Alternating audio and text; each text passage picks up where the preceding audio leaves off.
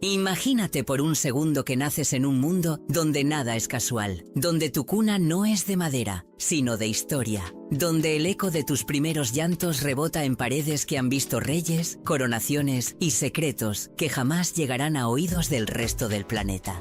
Imagínate abrir los ojos y encontrarte rodeado de uniformes impecables, de nanas que caminan en puntas de pie para no romper la solemnidad, de un protocolo que te envuelve incluso antes de que aprendas a decir tu propio nombre. Ahora imagina que, en medio de ese escenario de cuento de hadas, hay un giro silencioso, casi imperceptible al principio, pero que terminará convirtiéndose en un torbellino imparable. Porque, cuando creces en un entorno donde cada gesto puede ser interpretado como símbolo, cada travesura como escándalo, cada palabra como declaración, la libertad se convierte en un lujo. Y ahí, justo ahí, empieza la historia de alguien destinado a vivir entre la grandeza y la tormenta. Esta no es una historia de ficción. Escúchame bien, nada de lo que estás a punto de oír fue inventado para un guión. Esta es la vida real de Felipe Juan Froilán de Marichalar y Borbón, el sobrino del rey que, sin quererlo, se convirtió en el personaje más impredecible y polémico de toda la familia real española. Un joven que nació señalado por la cuna, pero que creció señalado por sus decisiones, sus impulsos y las expectativas imposibles que cayeron sobre él como una losa pesada.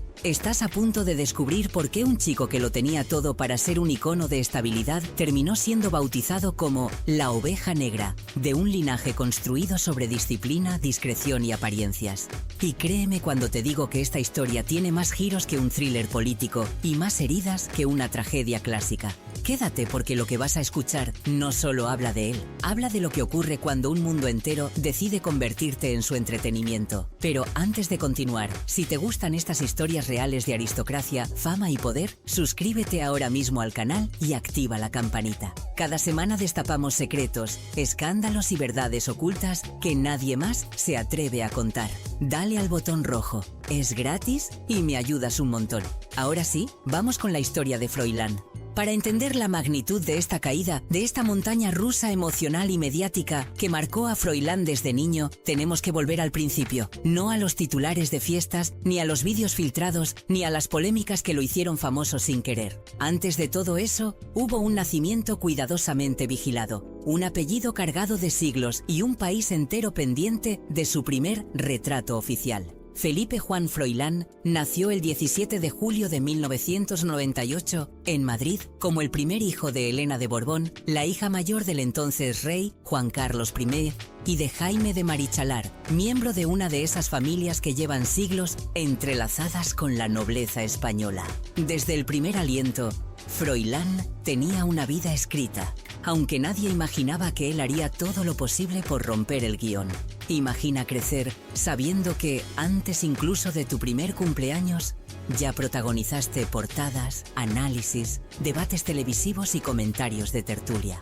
Imagina que cada día de tu infancia había fotógrafos esperando afuera, que cada cumpleaños se convertía en un acto público, que cada caída en bicicleta o rabieta infantil podía terminar convertida en noticia. Porque Froilán no es la típica figura aristocrática moldeada por el silencio y la obediencia. No, él nació con una mezcla explosiva. Fuerza, impulsividad y una necesidad de vivir con intensidad que no encajaba del todo con las paredes de palacio. Desde pequeño mostró carácter, rebeldía, una energía que desbordaba, que incomodaba a quienes querían verlo como el perfecto nieto del rey. Y mientras crecía, España observaba, algunos con ternura, otros con lupa. Todo era motivo de comentario, su forma de caminar, sus expresiones, sus gestos. Ser niño ya es difícil, ser niño mientras el país entero te mira, eso es otra cosa. Porque, aunque muchos no lo quieran admitir, el peso de un apellido puede ser más afilado que una espada. Y lo que Froilán todavía no sabía, lo que nadie sabe a esa edad, es que los errores de un adolescente común se olvidan, pero los errores de un Borbón se archivan para siempre. Y lo que viene ahora, escúchame bien, es la parte donde las primeras señales emergen. La infancia se va, las responsabilidades crecen, y el mundo comienza a exigirle una madurez que quizás él nunca pidió. Cuando Froilán entró en la edad adulta, algo cambió de forma inevitable. Ya no era aquel niño observado con curiosidad, ahora era un adolescente con la adrenalina por las nubes, el nombre más pesado de España España sobre los hombros y una prensa que lo seguía como si fuera una estrella del rock, sin haber lanzado ni una sola canción. Y créeme, escúchame bien, aquí es donde la historia comienza a acelerarse. Su educación fue un carrusel entre instituciones estrictas y el intento desesperado de sus padres por darle una vida normal, aunque normalidad y realeza sean dos palabras que nunca encajan del todo. Pasó por el Colegio Santa María del Camino, después por el internado en Sussex, en Inglaterra, un intento de sacarlo del foco mediático y darle estabilidad. Pero, incluso allí, lejos del ruido, su apellido viajaba con él como un equipaje del que no podía desprenderse, porque Froilán no encajaba en el molde clásico del joven aristócrata. No era reservado, no era dócil, no era esa figura impecable que sonríe con las manos entrelazadas y el mentón perfecto. Él era impulsivo, directo, emocional. Y como te imaginas, eso lo convirtió en un imán para la prensa. A los 13 años llegó el primer gran titular, el accidente con una escopeta que le terminó perforando el pie. Un susto enorme, un error grave, pero también un recordatorio brutal de que cualquier desliz suyo sería amplificado. ¿Sabes lo que es tener 13 años y dudar si el país entero piensa que eres un irresponsable? Esa marca no se va fácilmente. Y aunque la versión oficial dejó claro que fue un accidente sin intención, la narrativa pública ya había empezado a dibujar un personaje, el chico problemático de la familia real. Pero espera, porque lo que viene ahora demuestra que Froilán, lejos de esconderse, decidió seguir adelante con una mezcla de orgullo y torpeza que lo haría inolvidable.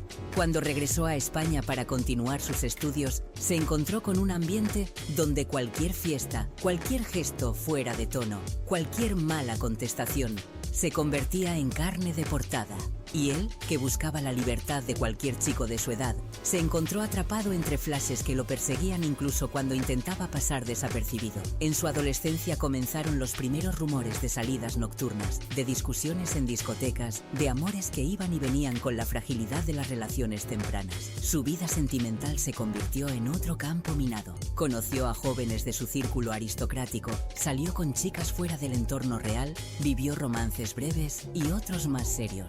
Pero detrás de los flashes, detrás del lujo y de los entornos exclusivos donde se movía, había algo más profundo. Un joven intentando descubrir quién era realmente sin el eco constante de su apellido, juzgando cada elección. Tal vez por eso buscó caminos propios. No todo fue caos. También hubo esfuerzo. Intentó formarse en administración de empresas, viajó, estudió, trató de encontrar una identidad profesional entre Madrid y Estados Unidos. Pero claro, el público no ve los estudios. El público ve las polémicas. Y cada vez que Froilán daba un paso adelante, parecía que una cámara aparecía para recordarle sus tropiezos. Estaba a punto de conocer a uno de los mayores desafíos de su vida, la edad adulta real, la que no perdona, la que exige decisiones con consecuencias, la que expone cada contradicción entre ser un joven con ganas de vivir y ser miembro de una institución que requiere prudencia absoluta. Y créeme, lo que estaba a punto de ocurrir, esa transición entre juventud y responsabilidad, sería el inicio de una etapa todavía más intensa.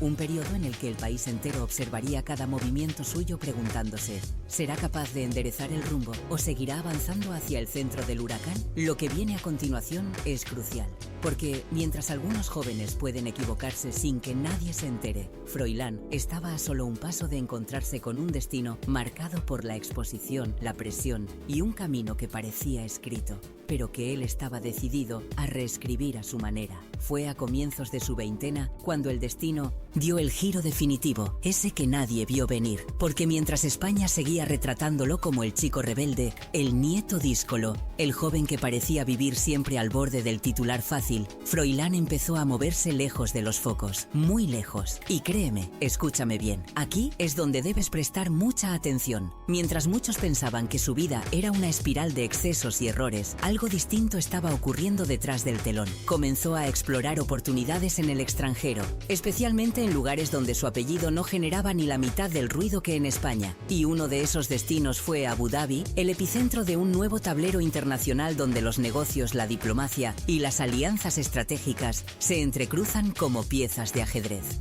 Lo que casi nadie sabía es que allí, lejos de las cámaras españolas, Froilán encontró algo que llevaba años buscando, una segunda oportunidad. un respiro, un espacio donde podía ser simplemente Felipe Juan, sin que cada movimiento fuera diseccionado en tertulias matinales. Fue en esa etapa cuando comenzó a trabajar en un entorno empresarial relacionado con eventos, logística y conexiones institucionales, un sector donde su educación multicultural y su capacidad para moverse entre distintos ambientes resultaba sorprendentemente útil. No te equivoques, esto no fue un ascenso al trono, pero sí un ascenso personal, una especie de reivindicación silenciosa.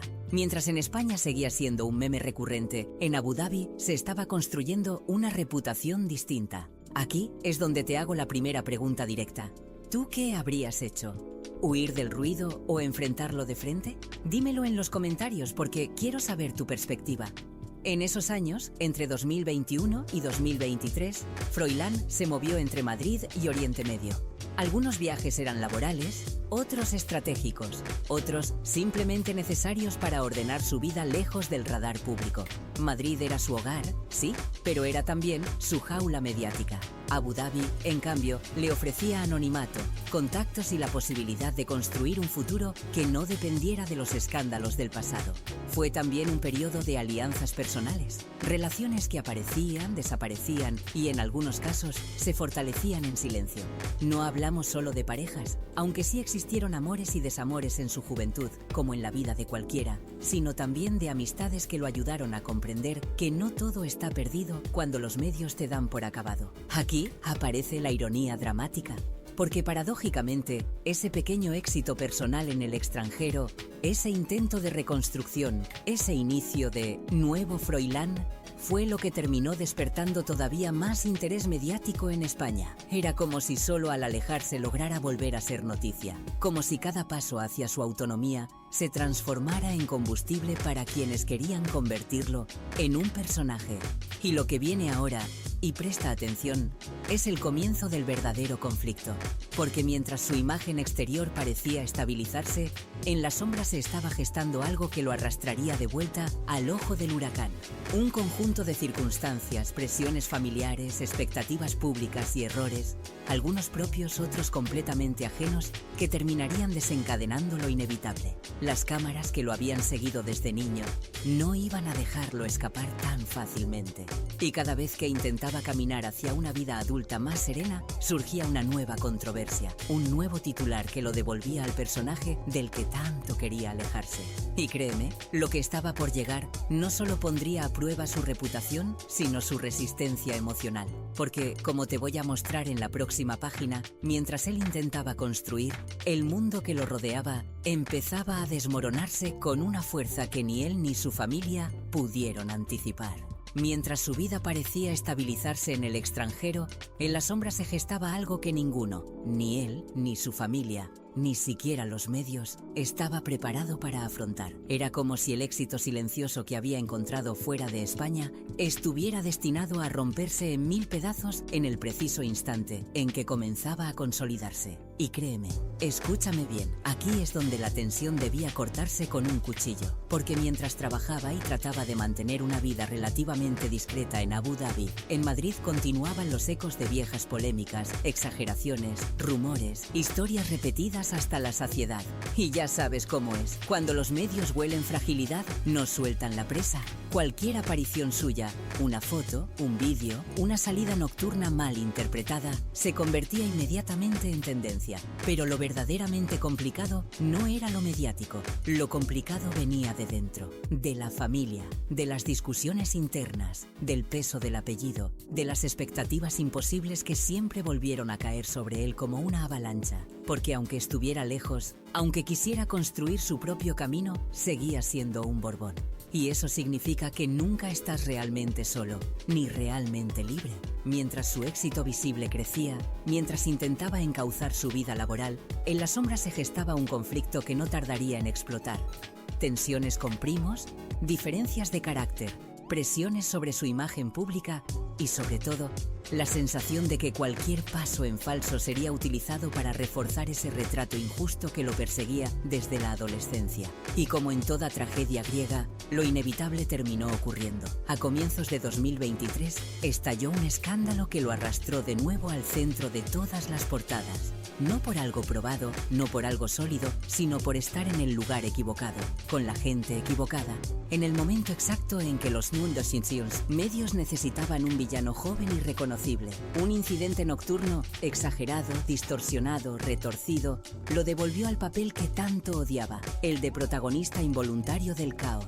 A partir de ahí, todo se rompió, como un castillo construido con paciencia, destruido por una ráfaga de viento, un traslado precipitado, un silencio mediático impuesto, un mensaje claro.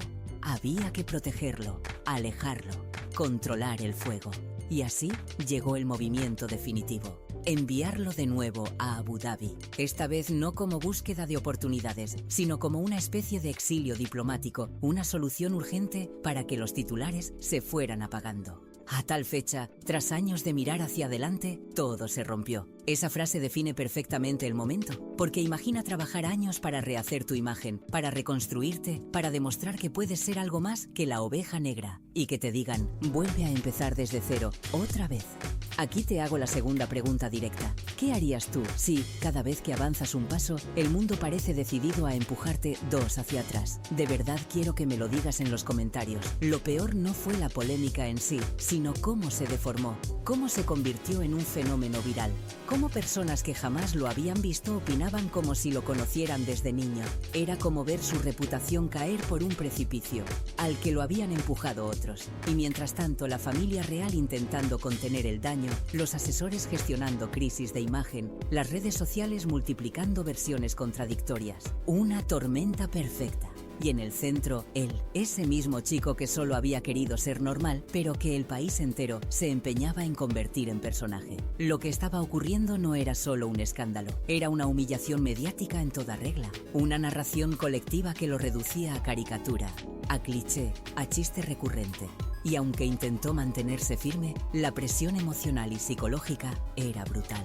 Dudas, frustración, enojo, una sensación constante de injusticia, de desgaste, de agotamiento. Y aquí llega la ironía final de este capítulo. Aquello que debía ser una etapa de crecimiento personal terminó transformándose en el momento más oscuro de su reputación.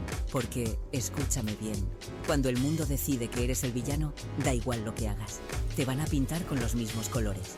Y en ese instante, Froilán lo entendió.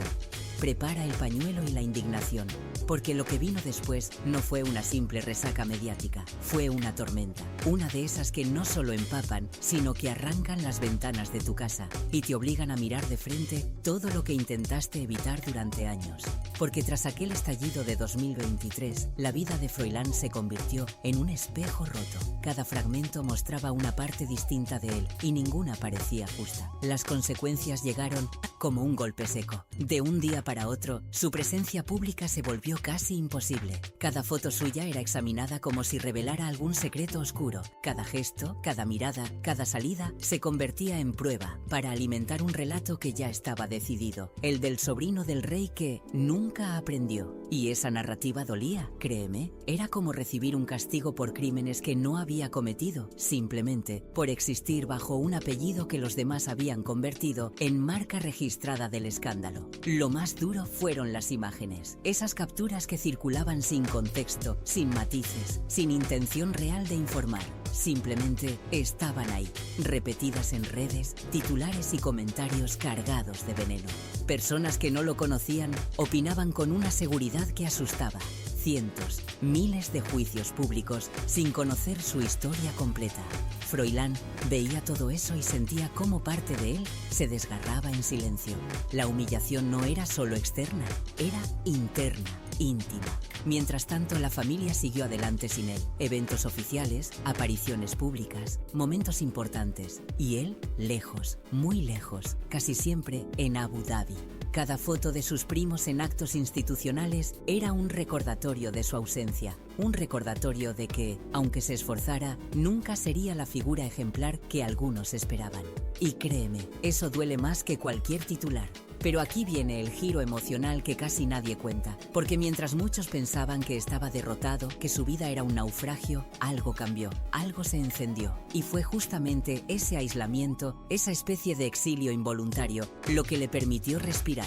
Piénsalo. Por primera vez en años no tenía cámaras en la puerta, no tenía tertulias analizando su manera de caminar, no tenía a España entera opinando sobre su vida personal. Ese silencio que al principio parecía un castigo se transformó en refugio. En Abu Dhabi empezó a reconstruir su ritmo, su estabilidad, su cabeza. Se rodeó de personas que no lo veían como el de los Borbones, sino como un joven con ganas de aprender, de trabajar, de dejar atrás la caricatura. Y aunque no fue fácil, ningún renacimiento lo es, fue encontrando una especie de centro gravitacional propio, un espacio donde respirar sin sentir que el mundo se venía abajo.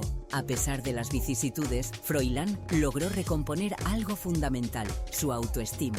Se enfocó en proyectos propios, pequeñas metas, rutinas, nada grandioso, nada que saliera en las portadas, pero sí significativo para él. Y eso es lo que cuenta. A veces el mayor logro no es conquistar un reino, sino reconstruirte después de que el mundo decide derrumbarte. Y es aquí donde aparece la reflexión final, la que te quiero dejar grabada. Porque Froilán perdió muchas cosas: privacidad, reputación, tranquilidad, incluso la posibilidad de vivir como un ciudadano más. Pero recuperó algo que cuesta toda una vida conseguir: perspectiva.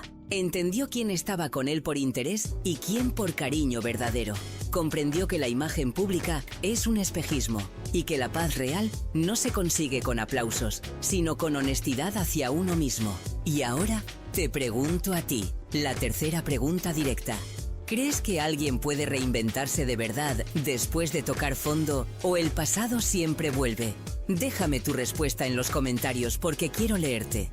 Aquí cerramos esta historia, pero no sin antes decirte algo importante. Si has llegado hasta este punto, es porque esta historia te tocó, te removió algo. Así que escucha bien este último mensaje. Suscríbete al canal, activa la campanita y acompáñame en este viaje de verdades incómodas y vidas que nunca fueron tan perfectas como parecían. Aquí contamos lo que otros callan. Aquí analizamos los silencios, los errores, las heridas y las victorias que nadie quiere mirar. Tu apoyo hace posible que sigamos contando estas historias sin filtros, sin miedo y con el respeto que merecen las vidas reales detrás de los titulares. Dale like, comparte el vídeo si te ha gustado y cuéntame qué personaje te gustaría que investigara después. Te prometo que lo mejor está por venir. Y recuerda, incluso el heredero caído puede levantarse, incluso el señalado puede renacer, incluso la oveja negra puede encontrar su camino, lejos